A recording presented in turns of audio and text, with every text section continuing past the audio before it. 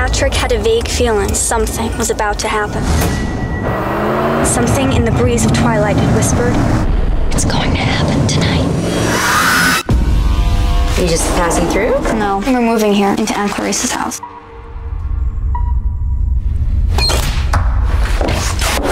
Okay, what's the story about? Some guy's been breaking into people's homes, murdering the parents, and sparing the daughters. He stays in the house with her, along with the parents' dead bodies. I like to write stories. Incident in a Ghostland is your most personal book so far. Your sales are through the roof. They adore you. Hello? Please, you have to come back. Vera?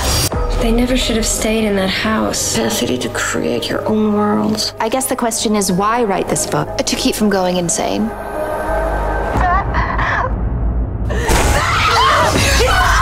She keeps reliving that night over and over. Are you gonna let me die alone? I never should have stayed in that house. Nobody's here. No one is here, Vera. I know what you want from your sister. They broke me, and now they're playing with you.